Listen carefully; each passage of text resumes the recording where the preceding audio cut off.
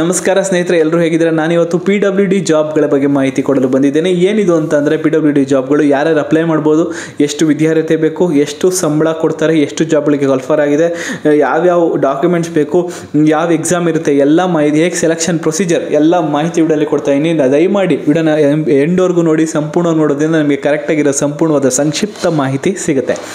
ನಾವಾಗಲೇ ಹೇಳ್ದಂಗೆ PWD ಜಾಬ್ಗಳಿವು ಅಂದರೆ public work department, ನಗರಾಭಿವೃದ್ಧಿ ಏನಿದೆ ಅವ್ರದ್ದು ಜಾಬ್ಗಳು. ಮೇಲ್ ಆ್ಯಂಡ್ ಫೀಮೇಲ್ ಯಾರು ಬೇಕಾದ್ರೂ ಅಪ್ಲೈ ಮಾಡೋದು. ಪರ್ಮನೆಂಟ್ ಜಾಬ್ ಆಗಿರುತ್ತೆ, ಗೌರ್ಮೆಂಟ್ ಜಾಬ್ಗಳಿದು ಅಂತ ಹೇಳ್ಬೋದು. 10ನೇ ಕ್ಲಾಸು 12ನೇ ಕ್ಲಾಸ್ ಪಾಸ್ ಆಗಿರೋ ಯಾರು ಬೇಕಾದ್ರೂ ಅಪ್ಲೈ ಮಾಡ್ಬೋದು. 8,895 ಜಾಬ್ಗಳಿಗೆ ಕಾಲ್ಫರ್ ಆಗಿದೆ.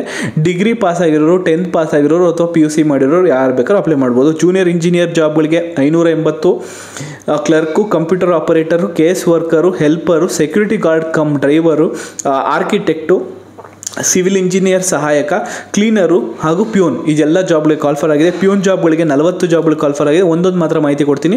ತುಂಬ ಜಾಬ್ಗಳಿಗೆ ಇಲ್ಲಿ ಕಾಲ್ಫರ್ ಆಗಿದೆ ಅನ್ಬೋದು ಹೇಳ್ಬೋದು. ಎಷ್ಟಿದೆ ಖಾಲಿ ಹುದ್ದೆಗಳು ಅಂದರೆ 8,895 ಹುದ್ದೆಗಳಿಗೆ ಕಾಲ್ಫರ್ ಆಗ್ತಿದೆ ಅಂತ ಹೇಳ್ಬೋದು.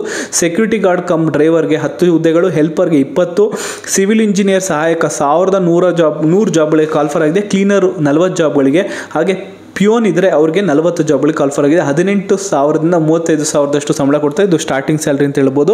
ಆಮೇಲೆ ಕೂಡ ಅಪರೆಂಟಿಕ್ ಸ್ಯಾಲ್ರಿ ಇದು ಅಂತ ಹೇಳ್ಬೋದು. ಮುಂದೆ ಹೋಗ್ತಾ ನಿಮ್ಗೆ ಒಳ್ಳೆ ಸ್ಯಾಲ್ರಿ ಸಿಗುತ್ತೆ. ಡಿಗ್ರಿ ಇಂಜಿನಿಯರಿಂಗ್ ಲೆವೆಲ್ ಇದ್ದರೆ ಇದು ಗ್ರೂಪ್ ಇ ಮತ್ತು ಗ್ರೂಪ್ ಸಿ ಹುದ್ದೆಗಳಾದ್ರಿಂದ ಒಳ್ಳೆ ಸ್ಯಾಲ್ರಿ ಸಿಗುತ್ತೆ.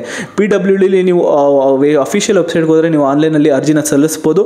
ನೋಟಿಫಿಕೇಶನ್ ಇನ್ನೂ ಬಿಡುಗಡೆ ಆಗಿಲ್ಲ. ನೋಟಿಫಿಕೇಶನ್ ಬಿಡುಗಡೆ ಆದಮೇಲೆ ಹೊಸ ವಿಡಿಯೋ ಕೂಡ ಹಾಕ್ತೀನಿ, ಅವಾಗ ಕೂಡ ನೀವು ಹೋಗಿ ಅಪ್ಲೈನ ಮಾಡ್ಬೋದು. ಈಗ ಸದ್ಯಕ್ಕೆ ಈ ಅಪ್ಡೇಟ್ನ ಇಟ್ಕೊಂಡಿರಿ. ನಿಮ್ಮಲ್ಲೇ ಆದಷ್ಟು ನಿಮ್ಮ ಫ್ರೆಂಡ್ಸಲ್ಲಿ ಯಾರ್ಯಾರು ಕೆಲಸ ಹುಡುಕ್ತಿರೋರಿಗೆ ಆದಷ್ಟು ಶೇರ್ ಮಾಡಿ. ಹೆಚ್ಚಿನ ಮಾಹಿತಿ ಏನಪ್ಪ ಅಂದರೆ 18 ವರ್ಷದಿಂದ 40 ವರ್ಷದ ಒಳಗಿರೋರು ಯಾರು ಬೇಕಾದ್ರೂ ಅಪ್ಲೈ ಮಾಡ್ಬೋದು. SC ST ಅವರಾದರೆ, OBC ಅವರಿಗೆ 3 ವರ್ಷದ ವಯಸ್ಸಿನ ವಿಶ್ರಾಂತಿ, ಹಾಗೂ PWD ಮುಂಚೆನೇ ಕೆಲಸ ಮಾಡೋರಾದರೆ 10 ವರ್ಷದ ವಯಸ್ಸಿನ ವಿಶ್ರಾಂತಿಯನ್ನು ಕೊಡ್ತಾ ಇದ್ದಾರೆ. ಏನೇನು ಡಾಕ್ಯುಮೆಂಟ್ಸ್ ಬೇಕಪ್ಪ ಅಂತಂದರೆ caste certificate, education certificate, Aadhaar card, ವಿಳಾಸ, CBT ಪರೀಕ್ಷೆ ಇರುತ್ತೆ, ಗುಂಪು ಮತ್ತು ಏನೇನು ಪರೀಕ್ಷೆ ಇರುತ್ತೆ ಅಂತಂದರೆ CBT ಪರೀಕ್ಷೆ, ಗುಂಪು ಪರೀಕ್ಷೆ ಅಂದರೆ ಗುಂಪು ಸಂದರ್ಶನ, ಗ್ರೂಪ್ ಡಿಸ್ಕಷನ್ ಅಂತ ಏನು ಹೇಳ್ತೀವಿ ಅದಿರುತ್ತೆ, ಹಾಗೂ ಪರ್ಸ್ನಲ್ 1-on-1 ಸಂದರ್ಶನ ಕೂಡ ಇರುತ್ತೆ. 3ರಲ್ಲಿ ಯಾರು ಸೆಲೆಕ್ಟ್ ಆಗ್ತಾರೆ, ಯಾರು ಚೆನ್ನಾಗಿ ಮಾಡ್ತಾರೆ ಅವ್ರಿಗೆ ನೀವು ಕೆಲಸವನ್ನು ತೊಗೊತೀರಾ. ನೋಟಿಫಿಕೇಶನ್ ಆವಾಗಲೇ ಹೇಳ್ದಂಗೆ ರಿಲೀಸ್ ಆಗಿಲ್ಲ. ನೋಟಿಫಿಕೇಶನ್ ಬಂದ ತಕ್ಷಣ ಹೊಸ ಅಪ್ಡೇಟ್ ಕೂಡ ನನ್ನ ಅಕೌಂಟಲ್ಲಿ ತೊಗೊಂಬರ್ತೀನಿ.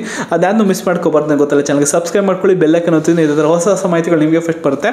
ಮಿಸ್ ಮಾಡ್ಕೊಳ್ಳೇಬೇಡಿ ಅಂತ ಹೇಳ್ತಾ ನೆಕ್ಸ್ಟ್ ವಿಡಿಯೋಲ್ಲಿ ಹೊಸ ಜಾಬ್ ಅಪ್ಡೇಟ್ ಮುಂದೆ ನಿಮ್ಮ ಮುಂದೆ ಬರ್ತೀನಿ.